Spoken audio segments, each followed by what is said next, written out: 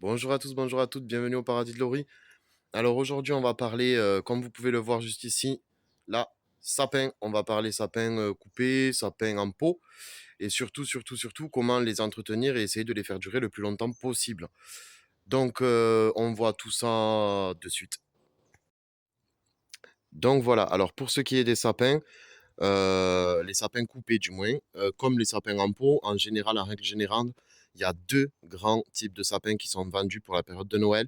Ça va être les sapins épicéas qui vont avoir des petites épines comme ceci et les sapins normands qui eux vont avoir des épines beaucoup plus grosses, beaucoup plus vertes comme cela. Alors pour les sapins coupés, pour pouvoir les tenir le plus longtemps possible, le mieux est quand même quand vous recevez votre sapin de, je vais vous montrer sur un petit, hop là, voilà, de recouper un tout petit peu la base et de le faire tremper quelques heures dans une petite bassine d'eau, histoire de le réhydrater correctement. Puis après, vous le mettez sur votre bûche ou sur votre pied, peu importe, et vous pouvez le garder dedans comme ça, euh, jusqu'à la, jusqu'aux fêtes de fin d'année.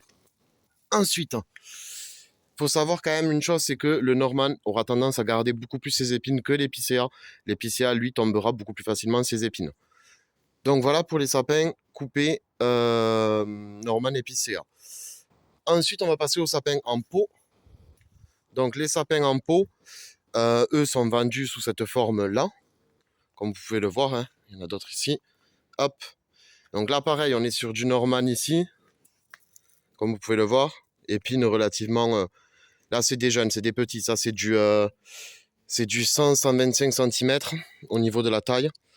Donc les épines sont forcément un petit peu plus petites et un petit peu moins vert foncé.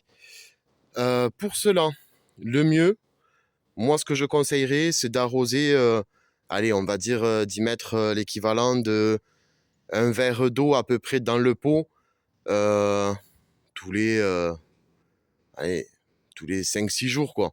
Mais bon, c'est vraiment pas obligatoire. Si vous l'arrosez bien dès la réception, il peut rester comme ça pendant une dizaine, une quinzaine de jours sans aucun souci. Voilà, voilou. Donc ça, c'est pour les arrosages des sapins. Je pense qu'on a fait le tour de l'arrosage. Il n'y a pas grand-chose de plus à dire. Donc voilà. Dernière petite chose à savoir, un sapin coupé ou en pot, peu importe, on évite de le mettre trop près d'une source de chaleur, trop près d'un radiateur, d'une cheminée ou d'une climatisation réversible ou autre. Tout simplement pour la simple et bonne raison que plus la chaleur va être sèche et humide, plus votre sapin va tomber ses épines. Donc, si possible, évitez de le mettre trop proche d'une source de chaleur.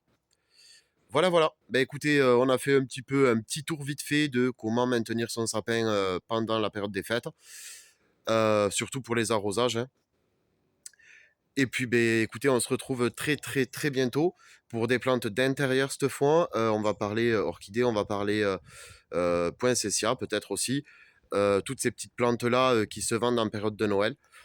Et puis voilà. Ben écoutez, je vous dis à très bientôt. N'hésitez pas à aimer, commenter, à vous abonner comme d'habitude. Et puis je vous fais des bisous. À bientôt.